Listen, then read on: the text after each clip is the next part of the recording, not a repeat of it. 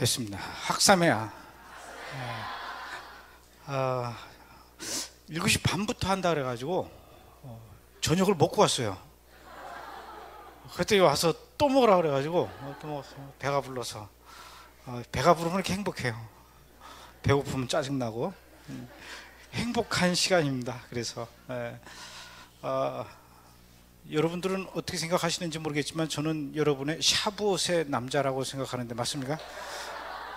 작년에만 제가 샤브옷 때 못 왔고 매번 샤브옷 때 하나님께서 이스라엘 백성에게, 인류에게 토라를 주신 그 기쁜 날 제가 이렇게 찾아오게 되니 얼마나 참 감사한지요.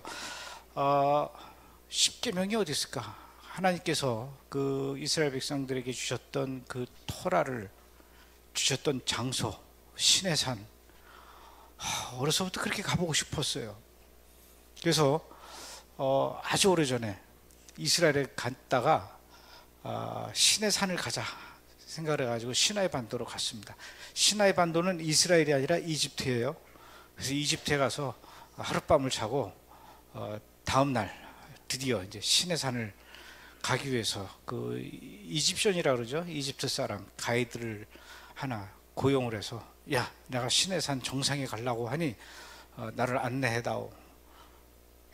그때 몇 시까지 숙소 앞으로 나오라고 그래요. 그래서 나갔더니 진짜로 조그만 용달차를 하나 끌고 딱 나타났더라고요.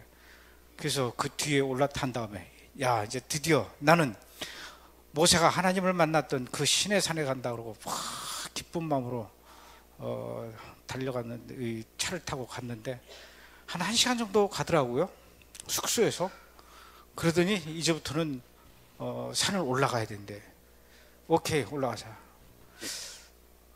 근데 나는 신의 산에 올라가려고 만반의 준비를 하고 왔는데 이 가이드라고 하는 이집트 사람은 그냥 반바지에 이 슬리퍼를 하나 끌고 왔더라고요. 아니 저래가지고 어떻게 그 높은 신의 산을 올라갈 수 있을까? 그런데 역시 전문가는 그 높은 신의 산을 자기네 집 앞마당 다니듯이 이렇게 쉽게 다니니까 슬리퍼를 신고 왔나 보다 생각을 하고 그 사람을 따라서 갔는데 신의 산은 꼭대기가 2288m예요.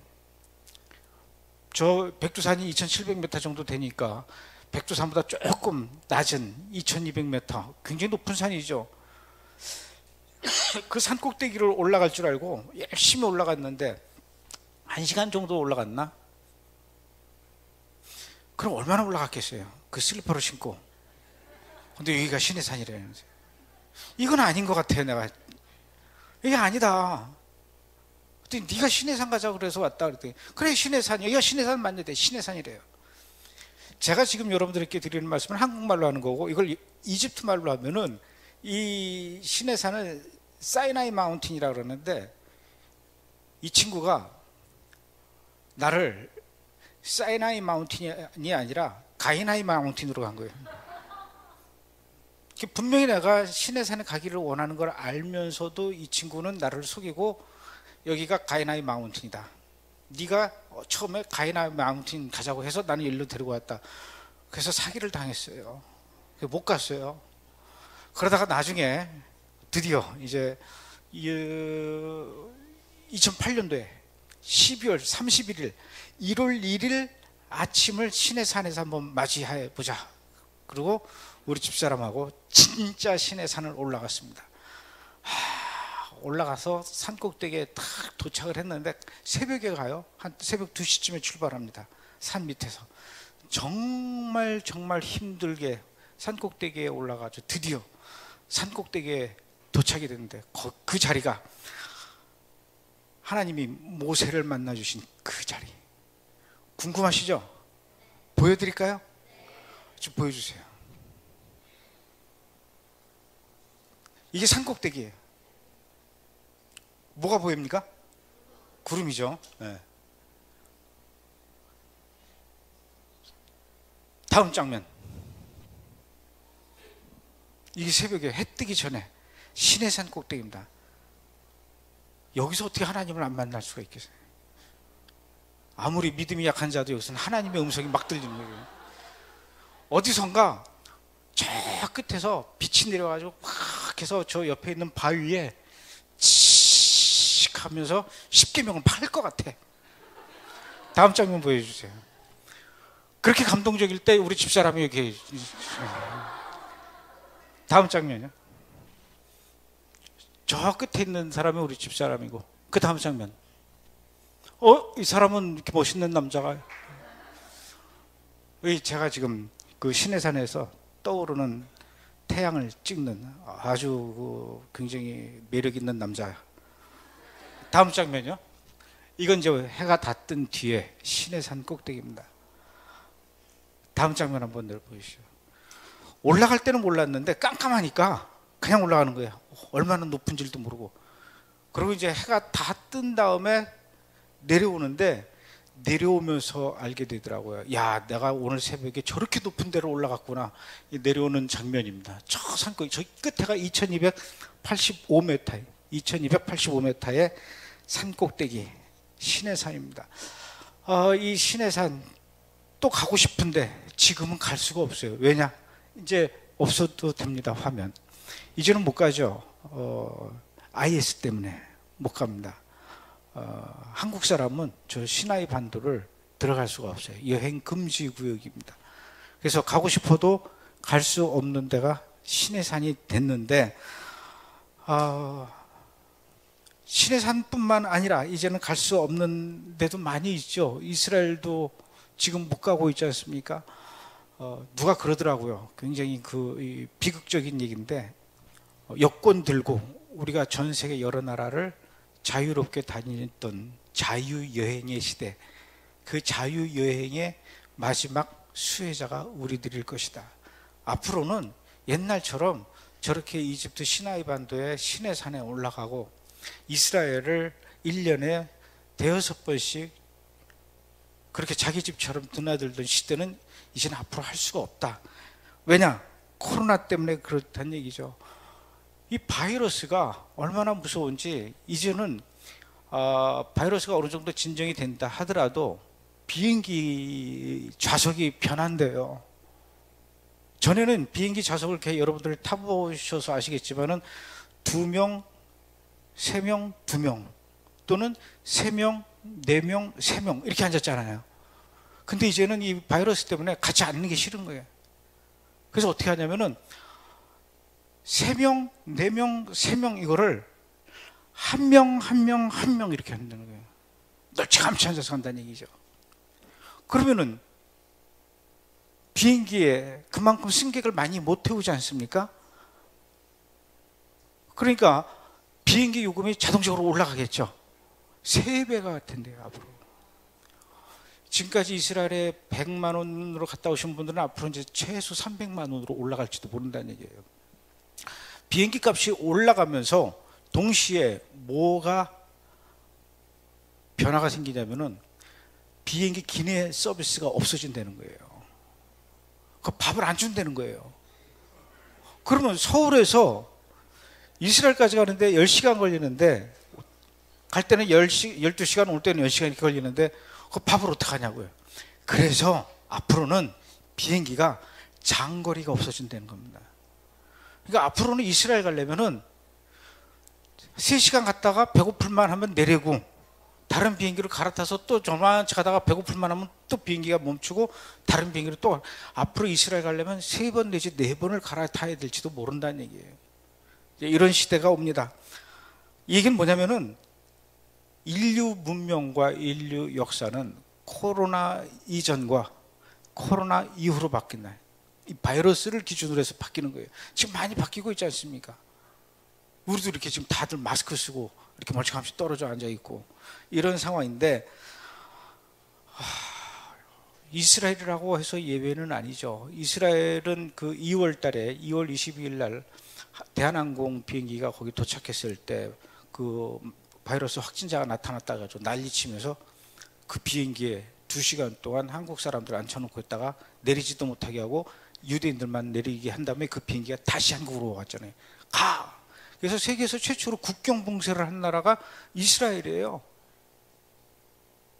그래서 비교적 초기에 가장 강력하게 이 국경 봉쇄하면서 바이러스와 맞서 싸우겠다고 막 몸부림쳤는데, 그래도 뚫렸어요. 이스라엘 군인, 이 젊은이들은 군대를 갔다 오고 나서 의무는 아닌데 그게 이스라엘 젊은이들의 유행입니다. 그게 하나의 문화예요. 뭐냐면은 너무 이 군대 생활이 스트레스를 많이 받으니까, 언제 죽을지 모르는 그런 스트레스를 받다가 겨우 제대하니까, 제대하자마자 와 이제 나는 살았다 그러면서 외국으로 뛰쳐나가서 여행을 하는 게 이 사람들의 문화예요.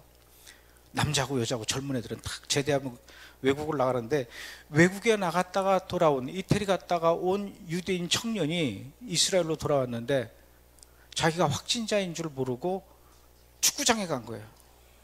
그게 나중에 밝혀져가지고 그 축구장에서 구경하고 있던 5천 명을 전부 다 집단 격리를 시켜버렸어요. 이게 이스라엘에서 있었던 일인데, 오늘 날짜로 지금 이스라엘은 확진자가 16,712명, 우리나라보다 훨씬 많죠? 우리나라 인구가 5천만이고 이스라엘은 이제 겨우 900만 정도 되는데 16,000명이면 꽤 많은 겁니다. 사망자가 279명 이렇게 됐습니다. 그러다 보니까 자동적으로 학생들 학교 등교 금지, 백화점, 그 다음에 외출 이런 거 모두 금지시키고, 심지어는 그 유대인들이 그렇게도 끔찍하게 생각하고 가고 싶어하는 그 통곡의 벽도 못 가게 딱 막아버렸어요. 집 앞에서 100m 밖으로는 절대로 누구든지 나갈 수가 없습니다. 오직 그 집에서 한 사람만 대표로 100m 집 밖으로 나가는데, 그것도 100m 이내에서만 다녀야 되는데 어디를 갈 수 있냐면은 식료품 사러 가거나 약국에 가는 거는 허용해 준다는 얘기예요. 한 명만 대표로 가라는 얘기죠.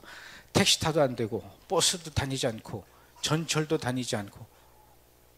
이스라엘은 욤키프로 대속죄일이 요즘 매일매일 이루어지는 거예요. 길거리에 그야말로 휴거된 것처럼 텅 비었어요. 이스라엘은 여러분들도 알다시피 관광 국가죠. 전 세계에서 찾아오는 그 성지 순례객들이 이스라엘에 와서 돈 쓰고 호텔에서 잠자고 밥 먹고 이걸로 국가 운영에 큰 보탬이 되는 나라가 이스라엘인데, 모든 외국인들을 입국 금지를 시켜버렸잖아요. 들어갈 수가 없어요. 모든 국제선 항공을 막아버렸습니다. 딱 2대만 다니는데, 미국에서 오는 뉴욕하고 뉴욕이라는데 저 동부 쪽에서 오는 비행기 2대만 왔다 갔다 하고, 그 외에는 모든 비행기를 올스톱 시켜버린 거예요. 사진을 보니까 이스라엘의 텔아비브 공항 얼마나 바글바글하고 그냥 여기저기서 이스라엘 사람들이 좀 시끄럽게 떠듭니까? 그렇게 북적거리던 텔아비브 공항이 아주 썰렁하게, 한 사람도 보이지 않는 그 사진을 보는데 가슴이 좀 아프더라고요. 모든 외국인들이 이스라엘에 지금 들어갈 수가 없습니다. 그러니 호텔은 어떻게 되겠습니까? 내가 얼마나 이스라엘의 호텔 주인들 얄밉게 내가 아주 미워했는지 몰라요. 너무 비싸게 부르니까, 너무 관광객들이 많이 오니까, 성지 순례객들이 오니까 이 수도꼭지도 안 잠기는데 막 하룻밤에 40만 원 50만 원 달라고 그러니까, 야 해도 니들 너무한다 막 이런 생각이 들었거든요. 언제 한번 얘네들 골탕 먹일 수 있는 방법이 없을까, 내가 그런 생각을 해서 그랬는지 지금 호텔이 모두 다 지금 팔이 날리고 있네. 손님이 없으니까. 어떤 사람은 그 이스라엘 여행하려고 호텔을 다 예약하고 다 돈을 신용카드로 결제를 해놓은 거예요. 가지도 않았는데. 근데 지금 코로나 때문에 외국인 비행기 안 받아주고 외국인들 못 오게 하니까 갈 수가 없잖아요. 나 못 간다. 그러니까 이거 취소해줘야 되는 거 아니야. 안 해준다는 거예요. 하여튼 무서운 사람들입니다. 그러더니 지금 모든 호텔들이 전부 다 지금 손님을 못 받고 있죠. 이스라엘의 젊은이들이 주로 무슨 일을 많이 했냐면, 식당에서 이렇게 웨이트레스 많이 하지 않습니까? 서빙하고. 이 사람들이 월급이 없어요, 원래가. 미국처럼 팁을 받습니다. 팁을 받아야 그걸로 이 사람들이 월급 대신에 이 수고비를 받는데, 손님이 가야 팁을 받죠. 그러니까 지금 이스라엘에도 굉장히 실업률이 높아지는 겁니다. 최근에 5월 17일부터 이제 좀 완화가 됐대요. 그래가지고 좀 돌아다닐 수도 있고, 호텔과 이런 데, 호텔 같은 데, 식당 이런 데는 영업을 재개해라. 이렇게 해서 조금 완화는 됐지만 아직까지도 손님이 없죠. 이게 바이러스가 하루 아침에 어느 순간에 이게 확 잠잠해지면서 정리될 수 있는 성격은 아닌 것 같아요.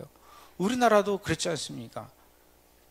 이제 우리는 이제 이 바이러스와의 전쟁에서 이긴 것 같다. 우리는 승리한 것 같다. 아주 모범 방역을 했다 그러고 안심하면서 이제 막 다들 길거리로 뛰쳐나가고 막 공원으로 나가고 막 그렇지 않습니까? 오늘 뭐 89명이요? 쿠팡에서 이게 잡힐 것 같으면서 여기서 터지고 이태원에서 터지고 강남에서 터지고 홍대에서 터지고 부천에서 터지고 이 지뢰밟기 하는 것 같아요. 어디서 또 터질지 모르는 거예요. 이게 쉽게 이렇게 뭐 날씨가 따뜻해지면서 더워지면서 바이러스가 사라질 것이다, 진정될 것이다, 장담할 수 있는 게 아니란 얘기죠. 이게 이스라엘 상황인데 그 옆에 있는 팔레스타인은 더 심각하다는 얘기죠.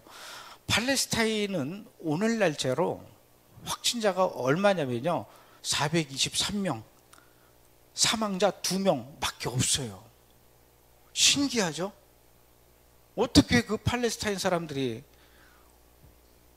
확진자가 400명 밖에 안 될까요? 이게 423명, 사망자 2명 이라고 해서 절대로 얘네들이 굉장히 이 사회적 거리두기도 잘하고 방역도 잘하고 그래서 감염자가 이렇게 덜 나오는 거라고 생각하면 착각이라는 얘기죠. 팔레스타인 사람들은요, 검사 자체를 안 하고 있는 거예요. 겨우겨우 해서 찾아낸 게 423명.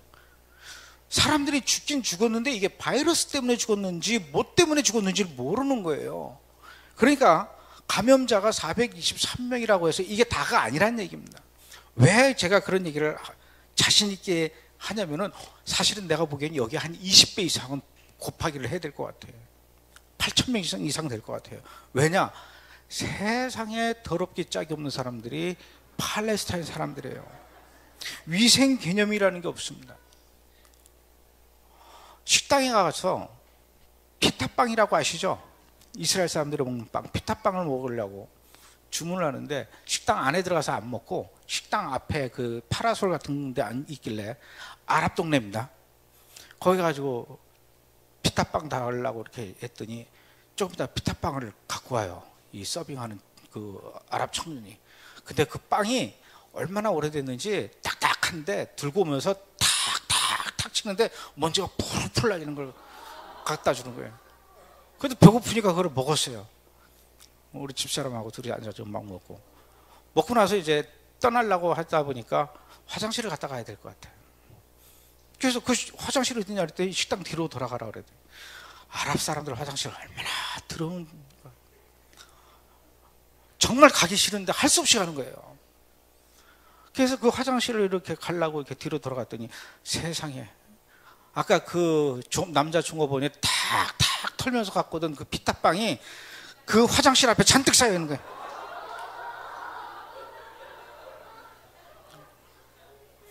아랍 사람 집에 갔더니 얼마나 지저분한지, 야, 내가 그 집에 들어가가지고 아랍 크리스찬 집이에요. 그 집에 들어갔는데 정말로 발을 어떻게 딛고 들어가야 할지를 모를 만큼 쓰레기가 있는 거예요. 그 방 안에 들어갔더니 방 바닥에도 쓰레기가 있고 침대 위에도 쓰레기가 있는데 침대 위에는 딱 사람이 누울 만큼만 쓰레기가 이렇게 밀려져 있더라고. 그 순간에 내가 SBS의 순간포착 세상에 이런 일에다가 전화를 하고 싶더라고. 왜 이렇게 더러우냐? 코란에 그렇게 써 있어요. 깨끗하고 교만하느니 차라리 더럽고 겸손한 자가 나으니라. 이게 코란에 있다니까. 그러니까 더러운 게 이 사람들은 최고 미덕이에요. 뭘 씻겠냐고. 우리 여기 막 손 세정제 하죠. 그 사람들 마스크를 하겠냐고. 그 더워 죽겠는데 마스크를 한들 그게 제대로 씌워지겠습니까? 그 사람들 막 그 압둘라들 막 이렇게 시꺼먼 수염이 여기까지 이렇게 막 나는 사람들, 그 마스크 써봐야 그 털 사이로 다 바이러스가 들어가요. 물론 마스크도 없죠. 세니타이저, 손 세정제. 이 나라에서는 아예 그런 개념이 없는 데가 팔레스타인 지역인데 무슨 방역을 하겠냐고요. 그런데 겨우 423명이 죽었다고요. 택도 없는 소리예요. 문제는 누가 복균자인지 모르는데 이 사람들이 이스라엘로 왔다 갔다 한다는 얘기죠. 그거 막아야죠. 그게 못 다니게 막지 않습니까? 이스라엘에 있는 한국인들, 그 교민들 있잖아요. 이 사람들은 평소에도 베들레헴도 갔다가 여리고도 갔다가 했는데 지금은 아예 못 다닙니다. 모든 팔레스타인 그 웨스트뱅크 그 체크 포인트를 문을 다 막아버렸어요. 막았다라는 건 뭘까요? 그 사람들 밖으로 못 나온다는 겁니다. 아랍 사람들, 팔레스타인 사람들 나올 수 없다라는 것은 돈을 벌 길이 없다라는 거예요. 그나마 팔레스타인 지역에 성지가 있지 않습니까? 기독교 성지들이 베들레헴 예수탄생기념교회, 여리고, 성지 순례객들이 기독교인들이 전 세계에서 온 기독교인들이 성지 순례한다고 팔레스타인 지역에 가가지고 열심히 가서 그래도 물도 한 병 사 마시고 아이스크림도 하나 사 먹고 사진 찍다가 배터리 떨어지면 건전지도 그 아랍 동네에서 사고 이렇게 했었는데 지금 그 아랍 지역에 성지 순례객들이 안 들어가니까 경제가 이루 말할 수 없을 만큼 지금 붕괴 직전이 팔레스타인이라는 얘기죠. 그래서 아랍에미레이트에서 팔레스타인 얘네들 죽을 것 같아. 그래가지고 16톤의 구호품을 보낸 거예요. 아랍에미레이트에서. 그게 웨스트뱅크에 있는 이 팔레스타인 사람들한테 구호품을 보내려면은 비행기가 어디로 내려야 됩니까? 이스라엘 텔아비브 공항에 내려야 되잖아요.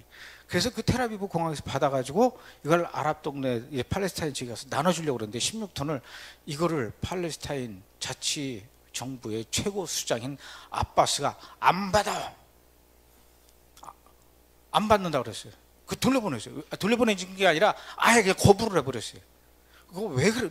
왜 안 받니? 했더니 왜 그러면 우리한테 직접 주지 저거를 텔아비브 공항에 내려서 거쳐서 오냐 이거예요. 그 기분 나쁘다는 거예요. 이게 지금 백성들은 병에 걸려서 바이러스로 죽고 지금 일이 없어서 굶어 죽고 이런 마당에 그 구호품도 지금 거절하는 거예요. 원래 이스라엘은 아랍 국가 중에서 이집트하고 요르단만 국교를 맺고 있어요. 그러다 보니까 이번에 아랍에미레이트 비행기가 처음 이스라엘 공항에 내린 거예요. 이게 팔레스타인 입장에서는 아랍에미레이트가 이제는 요르단과 이집트에 이어서 세 번째로 우리와 배신을 때리고 이스라엘과 친하게 지내려고 그래. 이게 배 아픈 겁니다. 그래서 거부를 했어요. 그러니까 앞으로 팔레스타인은 지금도 어려운데 더 어려워지는데 문제는 지금도 팔레스타인 정부는 팔레스타인 테러리스트와 테러 집단에게 계속 지원금을 주고 있다는 거죠. 자, 이 팔레스타인 지역 안에 있는 그 국민들이 점점 더 먹고 살기 힘들어지면서 그거에 대한 분노를 어디다 표출하느냐? 이스라엘과 유대인들한테 표출하게 되고, 그 와중에도 테러리스트 집단들에게 계속 돈과 무기를 지원해 주게 되면 이들이 결국은 이스라엘과 유대인에게 보복하려는 이런 일들만 지금 남아서 기다리고 있는 상황이라는 얘기죠. 이 와중에 또 가자 지구에 있는 하마스는 뭐라 그랬냐면요, 지금 이스라엘 바이러스 확진자의 2배로 만들어주겠다. 어떻게 하느냐? 가자 지구에 하마스 멤버들 중에 바이러스 걸린 사람들만 찾아내가지고 니들이 저 유대인 동네 들어가서 다 퍼뜨려라 이러고 있는 거예요. 인간, 그걸 뭐라 해야 되나요? 전염 슈퍼전파자가 되는 거예요. 앞으로 이스라엘 그 감염자의 2배로 만들어주겠다. 그러면서 가자지구에서 이스라엘 쪽으로 미사일을 또 쏴댔습니다. 이 와중에 이제는 이스라엘에 예전처럼 갈 수도 없고 이스라엘에 간다 해도 베들레헴이나 여리고나 이런 웨스트뱅크에는 더더욱 갈 수 없는, 이런 예전에는 상상도 못한 일들이 지금 일어나고 있는 거예요. 이럴 줄 알았으면은. 제가 마지막으로 갔다 온 게 작년 11월인데 11월에서 지금 5월 말이 되니까 거의 한 6개월, 반년이 됐잖아요. 반년 동안 이스라엘을 못 가본 적이 없었던 것 같아요. 근데 못 가니까 금단 현상이 오는 거예요. 이 정도는 돼야 돼요.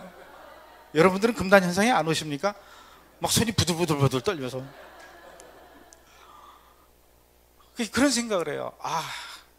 자유롭게 이스라엘을 왔다 갔다 할 수 있었을 때 더 많이 갈 걸. 이스라엘에 갔을 때 더 많은 것들을 눈에 담아두고 올 걸. 이스라엘에 갔을 때 더 많은 데다가 내가 손을 대고 그 촉감을 외우고 올 걸. 내가 갈 수 있었을 때 한 사람이라도 더 만나서 그들에게 사랑을 전해주고 왔어야 되는데 이런 아쉬움이 있는 거예요. 하나님, 언제 다시 또 이스라엘에 가게 될지는 모르겠지만 하루빨리 예전처럼 만큼은 아니더라도 꼭 이스라엘 갈 수 있게 해주십시오. 이렇게 기도가 저절로 나오더라고요. 그러니까 여러분들도 갈 수 있었을 때 많이 갔어야 돼요. 내년에 가죠. 아이고, 내년에 가려고 그러다가 바이러스가 또 퍼지거나, 그럼 뭐 1년 뒤에 가다 그 뒤에 주님 오시면 어떡할 거냐고. 갈 수 있을 때, 조금이라도 기회가 있을 때 많이 가서 그 공기를 마시고. 나는 그 아침에 새벽에 숙소 밖에 나왔을 때 그 예루살렘의 그 차가운 공기, 그게 얼마나 상쾌한지 그게 이렇게 막 그립더라고요. 1년에 몇 번씩 저는 갈릴리 호수를 갔죠. 물론 갈 때마다 갈릴리 호수가 참 좋은데 그 갈릴리 호수 이제 또 언제 가게 될지 모른다고 생각을 하니까 그렇게 또 가고 싶고 보고 싶고, 그 별거 아닌 것 같은데 그 호수 물이 그렇게 그리워요. 호수에 발을 담그고 손끝을 담그고 싶은 그런 마음이, 하나님 어서 빨리 다시 한번 저에게 호수에 발을 담그고 손끝을 담글 수 있는 그날이 오게 해주십시오. 그렇게 기도하는데 이게 너무 낭만적인가요? 또 이스라엘의 현실은 그렇게 만만치가 않죠. 제일 또 걱정해야 될 사람들이 이스라엘에 있는 우리 한국인 선교사들입니다. 한국인 선교사들 중에 많은 분들이 가이드를 하지 않습니까? 그 가이드를 해야 그분들이 또 먹고 사는데, 가보신 분들은 아시겠지만 이스라엘의 물가가 얼마나 비쌉니까? 저도 뭐 우리 스태프들하고 가서 한번 이스라엘 가서 촬영하려면 한 4명, 5명 가잖아요. 야, 나가서 밥 먹고 오자. 이 말하기가 얼마나 두려운지 모릅니다. 4명이 나가서 먹고 들어오면 거의 10만 원 이상 쓰니까 5명이 나갔다 그러면 15만 원은 써야 되는 거야. 밥 한 끼가. 그러니까 외식을 안 하죠, 한국 사람들이, 교민들이 잘.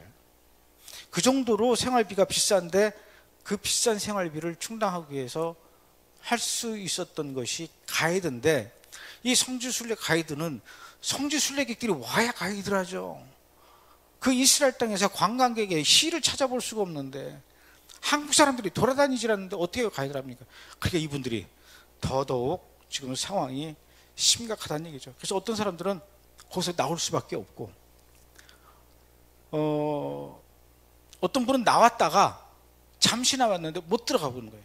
가족이 생리비랑 있고 있는 그런 상황에 그런 분들도 있는데, 참 이 이스라엘에 있는 이 선교사분들 가족들 이야기만 들어도 이건 막 그 옛날 KBS에서 누가 이 사람을 아시나요? 그 남북이상 가족 찾기에 그 슬픈 사연을 듣듯이 한 분 한 분 다 사연들이 막 기가 막힌 거예요.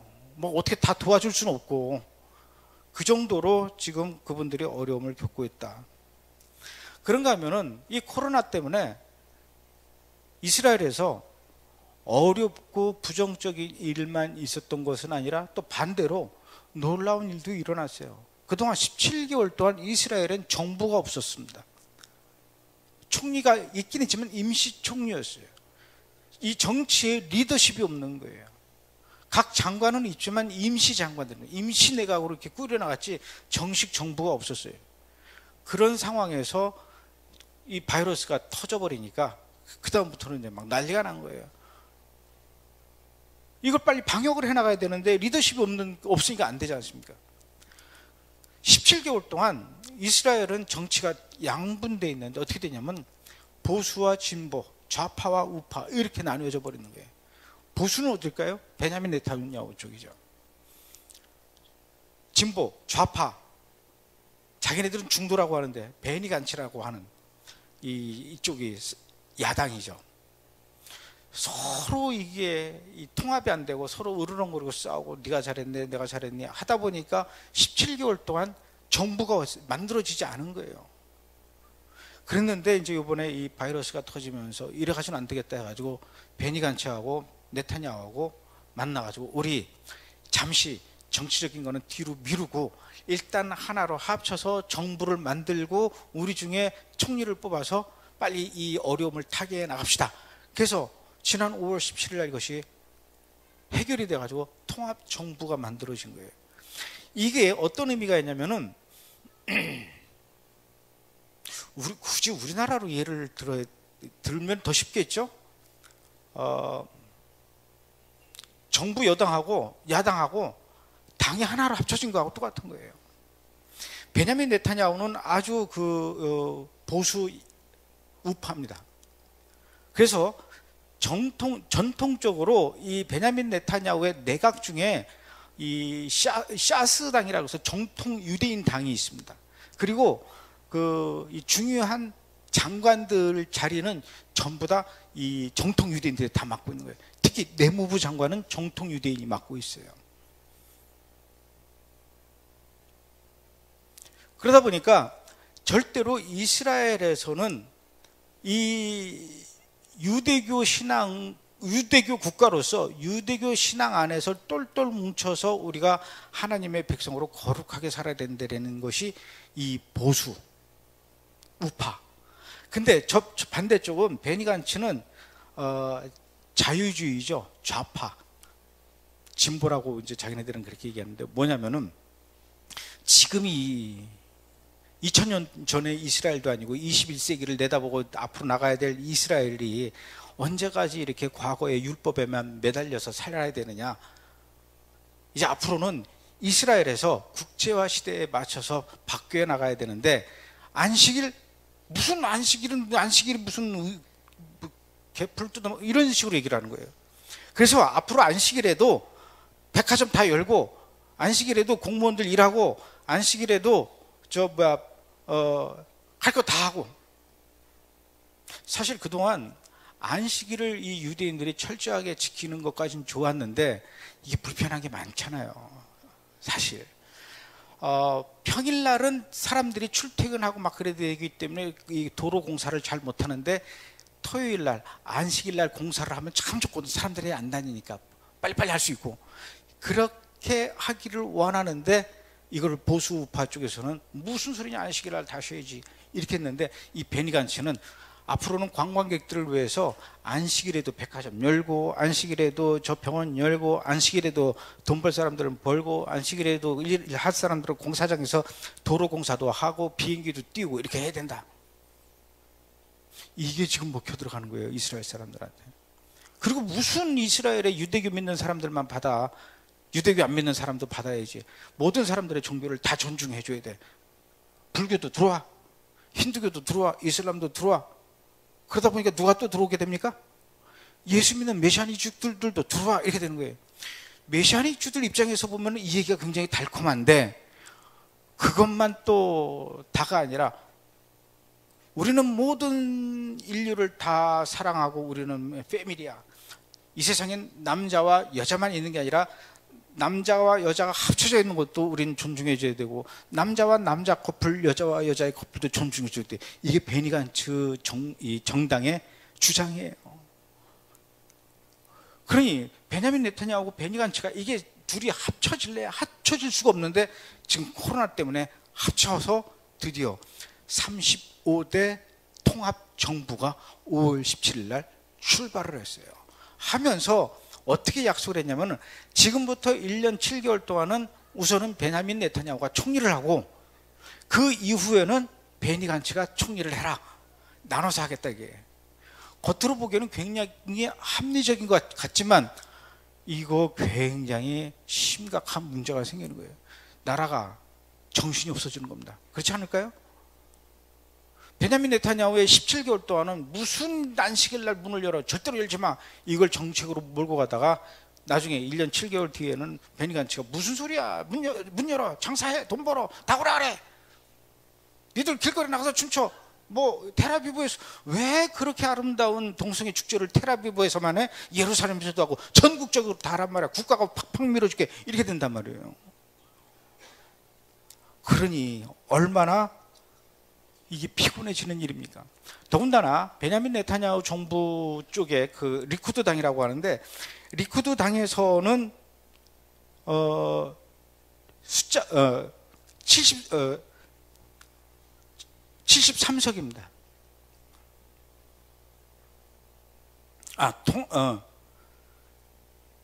그러니까 베냐민 네타냐후하고 베니 간츠하고 합친 게 73석이에요. 이건 뭐냐면은 이스라엘 국회의원 숫자가 120명인데 그 중에 절반 이상이 넘어야 이 통합 정부를 만들 수가 있는 거예요. 61석이 넘어야 되는데 이번에 베니 간츠하고 베냐민 네타냐후하고 합친 게 73석이니까 당연히 61석을 넘어서 정부를 만든 것까지는 좋은데, 이 베니 간츠 정당의 국회의원 숫자는 얼마 안 돼요. 얼마 안 되는데 그 얼마 안 되는 그 17명의 국회의원들 중에 12명이 이번에 장관을 다 하나씩 맡은 거예요.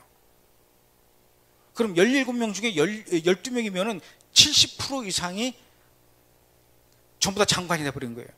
그러다 보니까 이 베냐민 네타냐후 정당, 리쿠드 당에서 난리가 났어요. 이거 어떡하냐?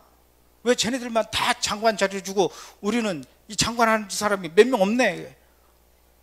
그러니까 이 베냐민 네타냐후가 어떻게 했냐면, 지금 총리잖아요. 하도 이 당원 국회의원들이 막 난리를 치니까 우리도 뭔가 장관 자리를 많이 만들어야 될 것 같아. 알았어, 우리도 장관 자리를 더 만들어서 장관을 앉히면 되잖아. 그렇게 가지고 갑자기 없던 부처를 더 만들어 놨어요. 예를 들어서 정착촌 장관, 수자원 장관, 이런 게 없었어요. 원래는 이스라엘에. 이 장관은, 우리 쪽에서 장관은 더 내야 될 것 같고, 근데 장관 자리는 없고, 만들면 되지. 정착촌 장관 만들 테니까 당신이 하셔. 수자원부를 하나 만들 테니까 당신이 수자원부 장관 하셔. 이렇게 해가지고 지금 하니까 이게 지금 나라가, 그걸 뭐라 그래요? 아사리판이 돼가고 있는 거예요. 앞으로 이 통합정부가 해결해야 할 문제들이 참 많이 있습니다.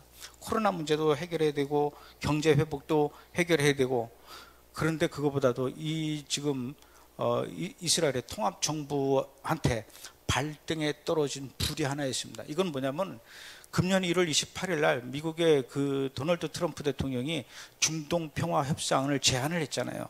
야, 이스라엘과 팔레스타인 서로 싸우지 말고 사이좋게 지내. 내가 이렇게 제안을 할 테니까 너네가 받아들여. 한번 검토해봐. 그렇게 해서 이 이스라엘 쪽하고 팔레스타인 쪽하고 둘 다 줬어요. 이제 이스라엘도 그렇고 팔레스타인도 그렇고 4년 안에 이거에 대한 답을 줘야 돼. 이 4년 안에 이 통합정부가 이 미국의 도널드 트럼프 대통령이 제안한 것을 받아들이겠다, 받아들이지 않겠다, 이걸 대답을 해줘야 되는데, 이걸 어떻게 할 것이냐, 받아줘야 되느냐 말아야 되느냐, 이게 앞으로 지금 이스라엘의 지금 정부 입장에서는 굉장히 시급한 문제가 되어버렸습니다. 트럼프 대통령이 이스라엘과 팔레스타인의 그 갈등을 해결하기 위해서 제안한 게 있어요. 그건 뭐냐면은, 먼저 이스라엘 쪽에는 지금 웨스트뱅크 안에 정착촌을 많이 만들고 있는데, 이 정착촌을 이스라엘의 영토로 인정해주게. 만든 거 전혀 걱정하지 말고 그냥 너네가 살아. 이게 미국이 이스라엘 쪽에다 얘기해 주는 겁니다. 그것도 굉장히 원했고, 이스라엘 입장에서도 아주 원하는 바를 줬어요. 대신에 팔레스타인 쪽에는 뭘 줬냐면은, 앞으로 너네들은 이스라엘이 팔레스타인을 나라로 인정을 해줄 테니까 절대로 팔레스타인은 이스라엘을 향해서 무력 충돌을 일으킬 생각을 아예 꿈도 꾸지 말아라. 그리고 동예루살렘에 팔레스타인의 수도 자리를 마련해 줄 테니 거기다 수도로 삼아라. 그러면서 그 이스라엘의 아시켈론하고 아스돗이라고 하는 저 해안가 쪽에 부두가 있는데, 항구 도시가 있는데 그 항구 도시에 배를, 팔레스타인 배도 띄울 수 있도록 해주마. 그리고 사해에는 지금 이스라엘 사람들이 운영하는 호텔, 리조트들이 있는데 너네도 지어. 허가를 해주는 거죠. 그것뿐만 아니라 앞으로 10년 동안 미국은 팔레스타인에게 50억 달러, 한국 돈으로 58조 원 정도를 돈을 지원해 주겠다, 팔레스타인한테. 이 얘기는 뭐냐면은 58조 원의 돈을 지원해 주면서 팔레스타인에 안 그래도 실업률이 70%인데 일자리를 100만 개를 만들어 주게 되고, 지금보다 GDP가 5배가 상승을 하고 실업률은 10% 이하로 떨어질 것이다. 이게 지금 미국이 제시한 겁니다. 뿐만 아니라 팔레스타인 지역에 아까 더럽다 그랬잖아요. 더러운 이유가 있습니다. 물이 없어요. 물, 전기 마음대로 쓸 수 있게 해줄게. 지금 팔레스타인이 자기네들이 독립한다 그러죠. 이스라엘과 분리하고 싶다 그러죠. 분리하는 순간 팔레스타인이 이스라엘에게 해결해야 될 부채들이 있습니다. 뭐냐? 그동안 워낙 물값과 전기값을 안 내고 있었어요. 그 밀린 전기요금, 물값 다 내야 되는 거예요. 그러니까 이스라엘이 요구를, 너는 독립하려면 해. 그 대신에 전기요금, 물값 다 줘. 1948년에 이스라엘이 독립해서 왔을 때 팔레스타인 지역에 팔레스타인 사람들은 수도가 없었습니다. 전기가 없었죠. 그러니까 여자들이 어린애들 데리고 맨날 이 항아리 머리에다 이고 우물에 가가지고 몇 킬로 떨어진 데 가서 물을 담아가지고 이고 집에 와서 쏟아붓고 또 가서 이렇게 살았어요. 근데 유대인들이 이스라엘에 오자마자 제일 먼저 한 게 뭐냐면 상수도 시설을 갖췄거든요. 팔레스타인 지역에 가서, 야, 너네들 이제 우물하지 말고 우리가 너희들한테 수도 깔아줄게. 그러고 나서 수도를 다 깔아줬어요. 그래서 부엌에서 수도꼭지 열면 물이 콸콸 쏟아지는 거예요. 깨끗한 물이. 욕조에 가가지고 물 틀면 막 쏟아지고, 얼마나 이 팔레스타인 사람들이, 아줌마들이 얼마나 좋아했겠어요. 이제 물 안 길어도 되니까. 근데 그 물이 어디서 오는 거예요? 이스라엘 쪽에서 오는 거예요. 맨날 그 밤중에 부싯돌 해가지고 이 호롱불 키웠는데, 그러지 말고 우리가 전기 넣어줄게. 그래서 막 전기 부담하러 막 불이 번쩍번쩍 들어오니까 막 놀래고 막. 그 불이 어디서 오는 겁니까? 전기가? 이스라엘에서 오는 거예요. 좋았죠. 근데 이스라엘 애들이 참 약은 거죠. 팔레스타인 동네 가가지고 우리가 수도 놔줬으니까 이제 그 우물은 다 메꿔서, 우물을 다 메꿔버렸어요. 물을 기를 데가 없어요.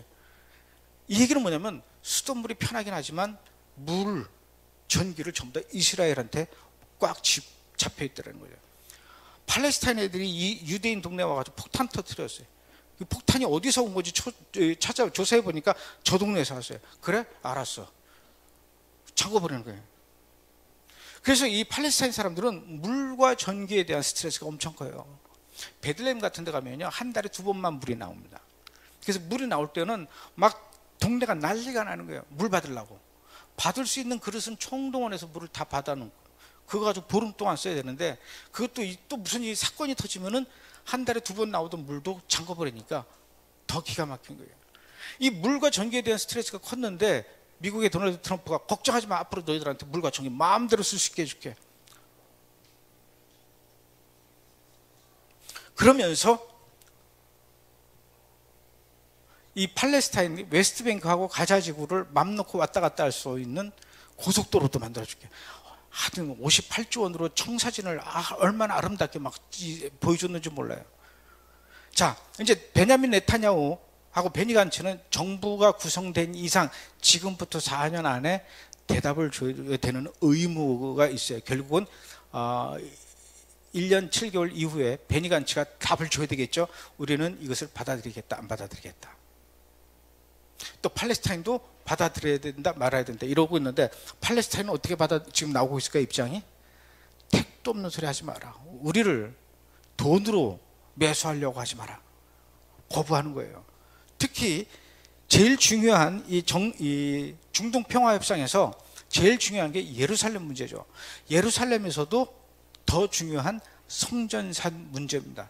이 성전산 문제에 대해서 이 도널드 트럼프가 제시한 방안은 어떻게 나오는지 제가 그 부분을 한번 읽어드리겠습니다. 성전산, 이게 중동평화협상 문구예요. 성전산의 현 상태는 중단 없이 계속 유지되어야 된다. 지금처럼 유지되어야 된다. 예루살렘의 성소는 모든 신앙의 평화적인 예배자와 관광객이 이용할 수 있도록 개방돼야 한다. 중요한 겁니다. 모든 신앙의 평화적인 예배, 무슬림 너희들만 독점하지 마라 이겁니다. 그 다음 문장이 굉장히 중요한데, 신앙을 가진 사람들은 각각의 종교에 따른 기도와 기념일 뿐 아니라 다른 종교적 요인을 고려하여 자신의 종교를 전적으로 존중하는 방식으로 성전산에서 기도할 수 있어야 된다. 지금은요, 성전산에 무슬림들만 들어갑니다. 관광객도 들어갈 수 있죠. 관광객은 들어가서 뭐하냐, 구경만 해야 되는 거예요. 유대인들은 들어갈 수 있을까요? 들어갈 수 있어요.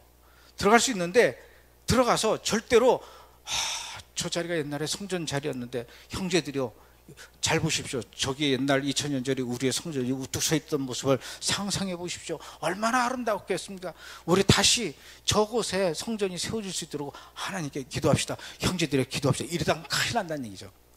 유대인들이 성전산 안에 들어오긴 하는데, 들어오는 순간 그때부터 그 주변에 있는 모든 아랍 사람들이 계속 유대인들만 지켜봅니다. 지켜보다가 무슨 이상한 행동을 할까 봐. 어떤 행동? 기도한다든가, 저 황금 사원을 바라보면서 저기 빨리 허물어져야 될 텐데, 이런 표정을 짓는다든가. 그래서 이 사람들은, 유대인들은 눈 뜨고 기도한다잖아요. 입 다물고. 그걸 찾아내는 거예요. 그런데 거기서 누가, 형제들이요, 저기가 성전 자리입니다, 이 한마디만 하면 막 몰려옵니다. 예전에 저도 한번 우리 이 성지순례 팀들을 모시고 그 성전산에 들어갔어요. 이 가이드가 실수를 했어요. 거기서 옛날 그 성전이 있었던 지도를 쫙 펼쳐보면서 절대로 해서는 안 될 행동을 거기서 한 거예요. 그 성전산 들어가려면요, 1시간에서 2시간 줄 서서 기다렸다가 들어가야 되는 거예요. 그때도 그 뜨거운 여름날 거의 1시간 넘게 기다리다가 겨우 들어갔는데, 들어간 지 3분 만에 쫓겨났어요. 그 가이드 때문에. 지금은 그래요. 그런데 앞으로 이곳에서, 성전산에서 너희 무슬림들만 기도하는 게 아니라 모든 종교들이 각자의 신앙의 양심에 따라서 종교적 행위를 할 수 있게 내버려둬라 이거지. 유대인들도 들어와서 토라를 읽고 시드루를 읽고 거기서 기도하고 그렇게 했게 내버려둬라. 이게 트럼프의 요청입니다. 이 얘기는 뭘까요?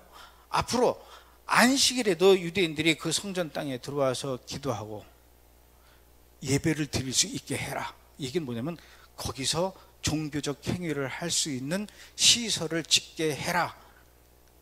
뭡니까? 제3성전을 짓게 허락해라. 물론 이 중동평화협상 안 내용에는 제3성전이라는 단어가 등장하지는 않지만, 지금 이런 식으로 해서 자신의 종교를 전적으로 존중하는 방식으로 성전산에서 기도할 수 있어야 한다. 이건 유대인들한테는 굉장히 중요한 얘기인 거예요. 이제는 막 유대인들이 시꺼먼 옷 입고 갑자기 막 황금사원에 몰려가가지고 막 통곡이 기도하는 것처럼 기도를 한다는 얘기예요. 기도하다가, 야, 이 기도만 하니까 안 되겠다, 우리가 빨리 성전 지어야 되겠다, 성전 짓게 된다는 얘기예요. 이거를 팔레스타인 자치정부 그 수반인 아바스가 무슨 말도 안 되는 소리가 없어요. 지금 돈 몇 푼에 58조 원에 우리의 정신적인 그 성지 황금 사원을 팔으라고 택돔 소리 하지 마 이러고 있는 겁니다. 아니, 팔려는 게 아니라 그 옆에다 쓰게 해라 이거죠. 같이 해라. 같이라는 건 뭐냐면, 황금 사원과 그 옆에 유대인의 성전을 짓게 해라. 이게 합리적이지 않냐? 조금씩 양보하면 되는데, 그 대신에 그렇게 함으로써 지금 팔레스타인 사람들을 먹여 살리겠다는 거다. 지금 팔레스타인의 1인당 GDP 1년 총 수익이 얼마일까요? 2,000불입니다. 겨우 230만 원, 240만 원이 한 사람당, 이걸 가지고 1년을 사는 거예요. 유대인 이스라엘 사람의 1년 GDP는 얼마일까요? 4만 불이 넘어요. 20분의 1의 팔레스타인. 실업률이 70%입니다. 그 실업률을 10%로 떨어뜨려주고 먹고 살게 해주겠다는데, 이게 트럼프가 제안하는 겁니다.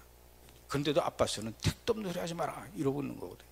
그러나 이거는 아바스 얘기지, 실제로 팔레스타인 국민들 입장에서 얘기는 다르다는 얘기죠.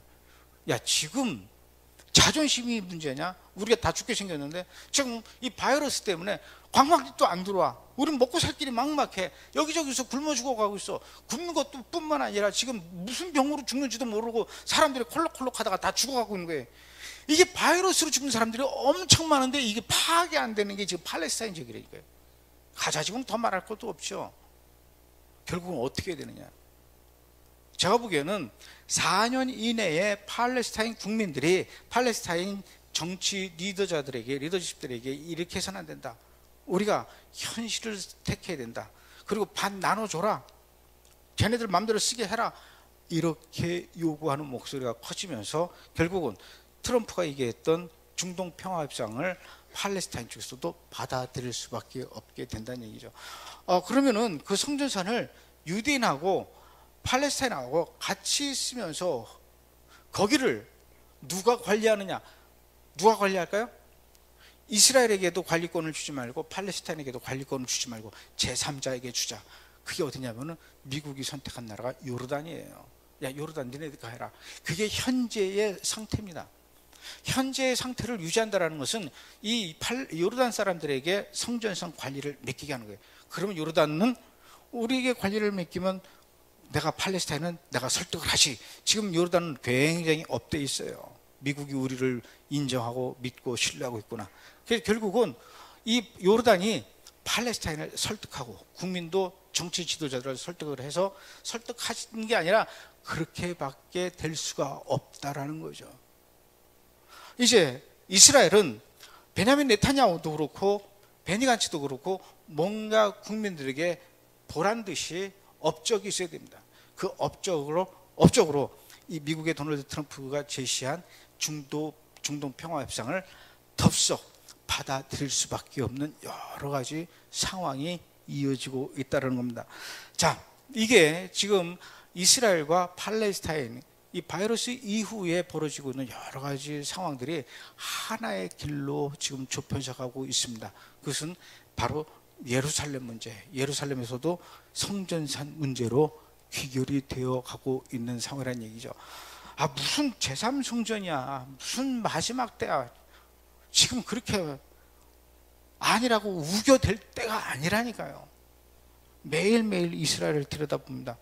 이스라엘 갈 수는 없어도 이스라엘 신문과 뉴스를 보죠. 이스라엘에 있는 사람과 매일 화상통화하면서 지금 어떻게 돼가고 있는 거야 물어보면서 그곳에서 일어나는 일들에 굉장히 레이더를 바짝 세우면서 지켜보고 있습니다. 지금 이스라엘과 팔레스타인은 하나의 정점을 향해서 지금 달려가고 있는 중이라는 거죠. 이것은 곧 주님이 우리에게 다가오시는 발자국 소리를 듣게 해주는 일들이 계속 펼쳐지고 있는 겁니다. 우리 정신 차려야 됩니다. 우리 시대가 어쩌면 이스라엘을 맘 놓고 다니면서 구경했던 마지막 세대가 될 수도 있다는 거죠. 먼 날이 아니라 가까운 날에 그 예루살렘에서 아주 놀라운 인류 역사의 정점을 찍을 만한 대사건이 그곳에서 곧 일어날 수도 있다는 겁니다. 이것은 전 세계 그 어느 나라보다도 이스라엘에서 일어나는 일들을 볼 때 우리는 하나님의 시간표와 하나님께서 우리 인류를 향해서 하고 있는 일들을 이스라엘을 통해서, 특히 예루살렘을 통해서 알 수가 있거든요. 안 그래도 그런 쪽으로 계속 생각을 하고 있었는데 이번에 이 바이러스 사태를 통해서 더더욱 지금 이스라엘에서 일어나는 이 정통 유대인들 사이에서, 그리고 이스라엘의 세큘러 유대인들, 일반 세속적인 유대인들 사이에서 일어나고 있는 이 동요의 움직임이 있습니다. 아니 그렇게 동성애를 좋아하고 마약을 좋아하던 이스라엘의 그 세큘러들이 나갈 수가 없으니까 집에 들어앉아가지고 성경을 읽고, 집에 들어앉아서 기도하고, 집에 들어앉아서 가족과 함께 지내면서 가족의 소중함을 느끼는 이런 젊은이들이 이스라엘에서 계속 나오고 있다는 뉴스를 보면서, 야, 얘네들이 이제 정신 철 들어가고 있구나.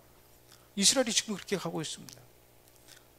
동시에 팔레스타인은 날이 가면 갈수록 지금 아주 풍지박산이 돼가고 있고 점점 더 파국으로 치닫고 있는 그런 모습을 볼 수 있습니다.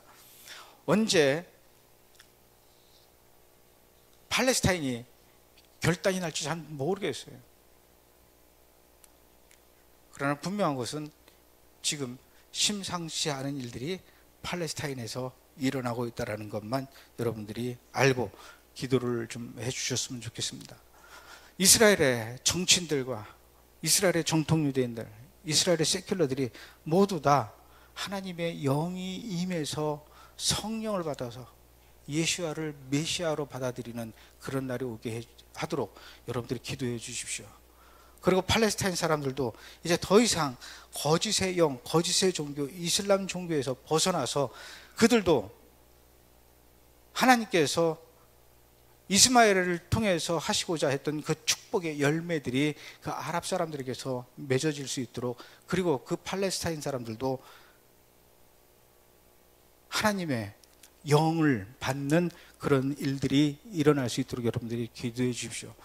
지금은 우리가 좀 절박하게 이스라엘과 그 동네를 위해서 기도해야 할 때입니다.